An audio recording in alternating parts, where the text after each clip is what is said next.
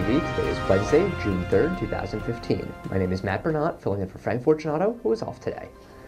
Divers on Tuesday pulled 3 people alive from the inside of an overturned cruise ship and searched for other survivors, state media said, giving some small hope to an apparently massive tragedy with well over 400 people still missing on the Yangtze River.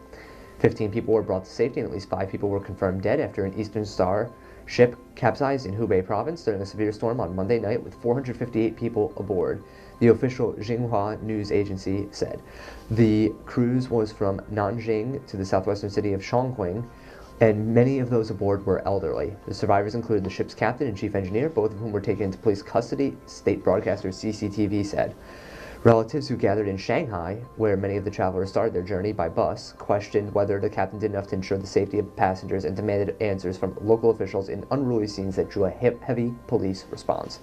Some of the other survivors swam ashore, but others were rescued after search teams climbed aboard the upside-down hull and heard people yelling for help from within 12 hours after the ship overturned.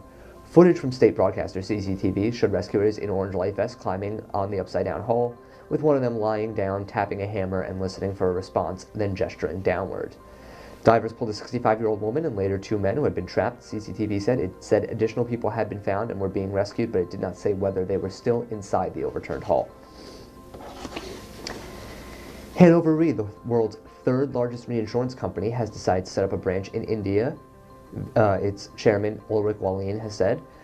Wallin, who sees a lot of potential for Hannover Re's growth in India, had separate one-to-one meetings with Finance Minister Arun Jaitley and Health Minister J.P. Nadda on Tuesday. Hannover Re is one of the several top global reinsurance giants who are making a beeline for the Indian market to tap growing reinsurance opportunities there. This has been made possible by the Modi-led government, which has pushed through several changes in insurance law so as to enable global reinsurers to set up underwriting business in India. As on date, Hannover Re has a service office in Delhi and Mumbai and annually writes about $130 million cross-border insurance in the Indian market. Currently, the overall market size for reinsurance in India is about $2 billion. Hannover Re's global premium is about $18 billion. Wallin said that there's a lot of potential to grow the reinsurance business in India, and he's hoping that barriers to entry to the entire market should be reduced. The Indian regulatory framework should allow all forms of reinsurance so long as the premium is within India. Hannover Re is keen to offer its know-how and technical expertise in enlarging the coverage of insurance in the country, particularly in the space of healthcare and agriculture. Authorities say a collision between a Chicago Transit Authority bus and several other vehicles killed 1 person and left at least 8 others injured, 2 of them critically. The accident occurred around 6 p.m. local time Tuesday night in the city's downtown business district.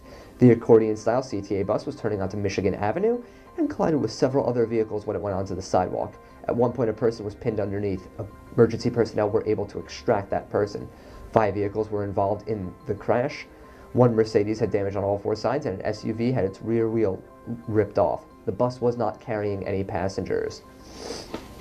Indonesia has raised the alert status of the Sinabung volcano in the western part of the country to the highest level following a sharp increase in activity, an official said Wednesday.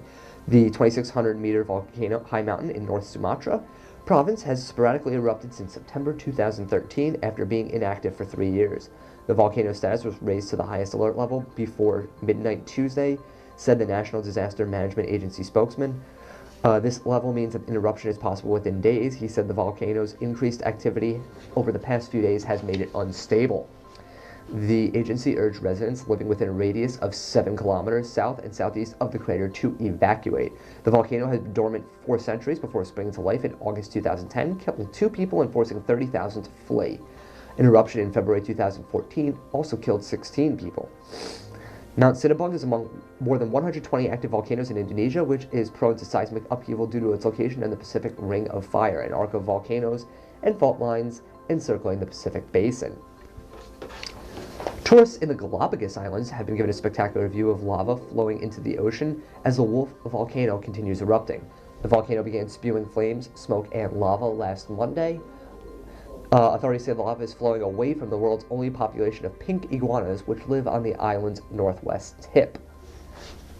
That's the news for today. Thank you for watching. If we have any important breaking news, we will come back on and tell you. As always, stay tuned to our Twitter account at Catex TV for more news updates. Thank you, and have a nice day.